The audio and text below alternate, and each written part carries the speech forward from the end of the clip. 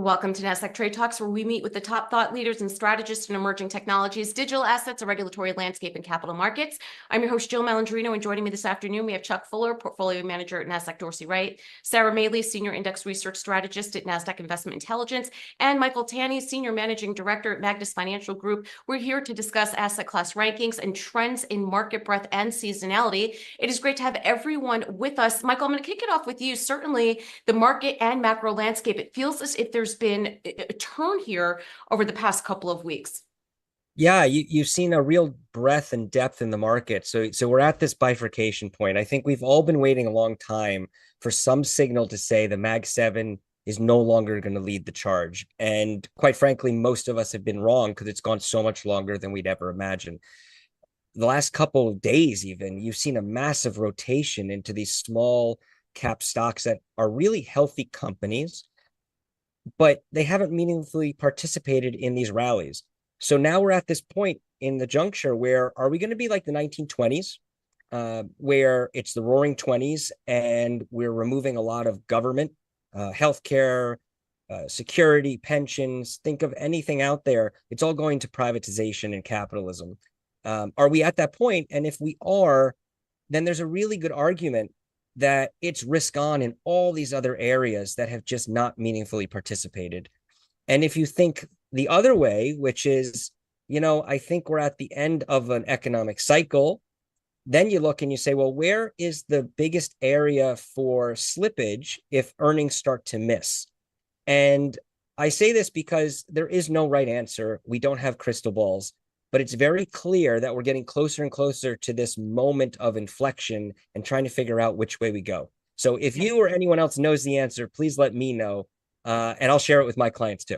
Yeah, well, I'll be living on the island of Jill if I knew that answer. But Michael, to counter that for a moment here, do you think the move was perhaps too fast? There's too much velocity behind it just over the past 5 to 6 sessions, or this is something that is longer term? And then the other question is, this is what other strategists such as yourself have been saying, that because it appears that Trump is emerging as the front runner. We know how his first administration went. We know how Biden's administration went. We have some benchmarks there, but it feels as if, based on talking points we're hearing from the RNC, that perhaps his policies might not be so reflective of what we knew during the first administration. So to your point, there is that inflection point. And which way do we go from here? It feels like there's a lot happening really quick.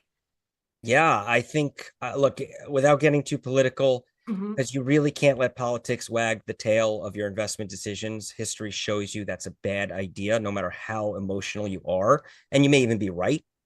But the idea that the Democrats have had a really bad couple of weeks, there's no way around it. And I think it's only getting worse. So the presumption is that Trump is going to be in the White House, and Trump is a big egoed person, and he's doing this to make a memory or a lasting image that's not about just success financially. So I think he's much sharper and he's much more focused on the messaging and what he wants to do. And you're seeing this in the market, specifically in the rally in gold. It's something I just bring to people's attention. I'm not a gold bear or a gold bull, but I think you're seeing the system breaking a little bit, and the political system and the economic system. And that's not to scare anyone, but gold is leading a charge that in theory probably shouldn't make too much sense. But I think it's a distrust in the ability of the government to spend correctly and to make these certain adjustments. Because in a Trump White House, I think we can all agree that growth is higher and inflation is higher, and the fiscal health of the USA gets weaker. So ideas are easy, right? We all have ideas and they're logical and we're thinking through them. It's the execution that's really, really difficult. Yeah, I mean, it's a great point that you make. I feel like we're more focused on fiscal policy, the monetary policy, than we certainly have been going through the past 4 years. But let's kick it over to Chuck for a moment here. Let's talk about asset class rankings. What are you seeing in terms of what the market is actually producing for us?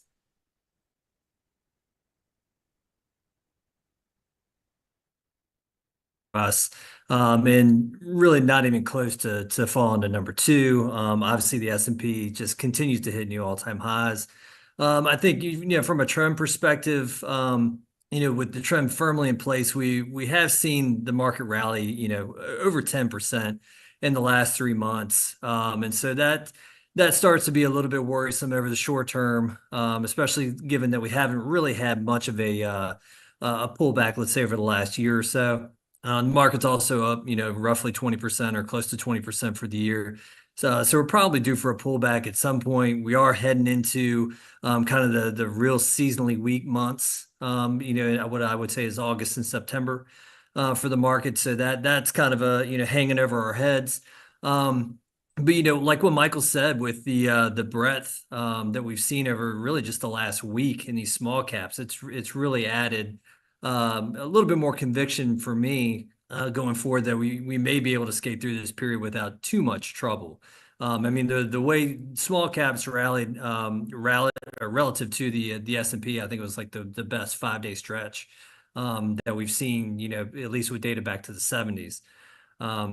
So yeah, that tells you that, you have a lot more participation going on across the board. Like he says, not just Mag 7.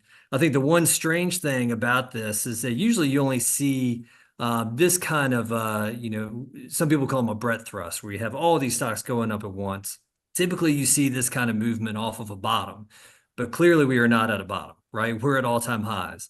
And just looking back in time, the closest historical market that I can find is like early 1987. That's not to say that this is 87, but it's just the only period that kind of looks like it. Now in that time, you got another roughly 30-40% out of the market before it finally topped. Hopefully we get that, but Yeah. I'm not holding my breath to see that. Yeah, it is. Again, this is just another one of these things. We're in 2024. We're coming to these obscure inflection points. But Sara, let's talk about the Nasdaq 100. Just isolate that for a moment here. Yes, there has been some sort of a pullback, but I mean, wasn't its RSI well over 70 just a couple of weeks ago?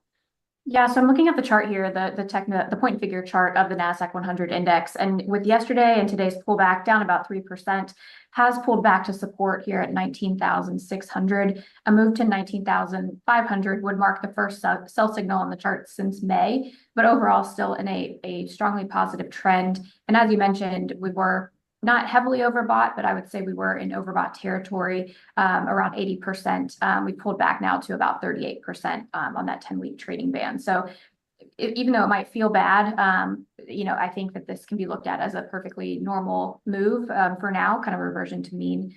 And again, we have not moved to a sell signal yet, remain on, let's see, 1, 2, 3, 4, 5 consecutive buy signals here since May. So strong uptrend, and right now, simply a pullback, but we shall see. Yeah. Well, Michael, let's switch back to fundamentals for a moment here. If you take a look at, the $3 trillion companies, and even a number of the others in the Mag 7, I believe over the past 5 days, a stat that was mentioned this morning, nearly 1.1 trillion in market cap has, dissolved over the past 5 trading sessions. So my question to you is, let's say, your bench is the Nasdaq 100 and you weren't invested in a handful of these names. Clearly you're underperforming. If you get this pullback here, do you start to think about, let's catch up on performance, or do you cut the not the losses for the year, but you miss your bench and you look at other places? So it's almost, a self-fulfilling prophecy that you still have to focus on these names. So I have to focus on them because my clients focused on them. And that's a really important distinction, because my role in people's lives is to be a long-term compounder of their money and be responsible. I am not in charge of market timing. I'm not in charge of statistical analysis that says this is the right time to buy or not exactly on the dot. It's more of long-term. What is your goal? What is your threshold, et cetera? And what I have been doing, and I've been wrong in the short term, but I'm confident in the decision and discipline behind it, is I've actually taken the profits. I joke, I say we're at the blackjack table, and I'm taking the winnings, and I'm the annoying person standing next to you, and I'm guaranteeing us a nice steak dinner tonight and money to come back to the casino in the future. I'm not preventing the original corpus from continuing to be played with, invested, and grown. But the money I just keep taking off the table and putting it into things that are less correlated or uncorrelated. And those could be small cap stocks. They could be short-term fixed income. We've talked about digital assets in the past. Just get exposure to other areas. So I'm less focused on a specific benchmark at a specific time and trying to catch up to it, and more on making sure that the battleship I have built for the client is matching the coordinates that we agreed on as a mandate. Yeah, well, I'm glad to know I'm not the only annoying person at the blackjack table that uses the same strategy. So that, that's great advice overall. Chuck, anything else within the asset classes that have made a movement? Or are we still kind of in the same ranking that's been consistent, through the year? Yeah. I mean, we're kind of in the same rank. So we've got international and commodities that are kind of ranked at right around number 2. Not a lot of change there. They've kind of been vying at that spot for the last couple of months. International has, kind of outperformed the U.S., at least over the last month, by a little bit. But its performance over the last year is roughly half what the U.S. is. So we're not really seeing that, moving up the rankings anytime soon.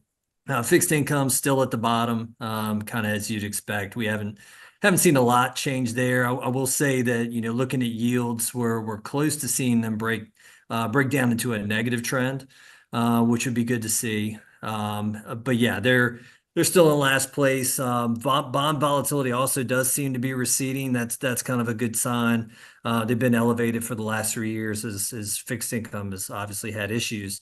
But right now, looking at something like the ML Move Index, it's kind of plumbing the depths of its where it's been the last 2 or 3 years. So that's another good sign.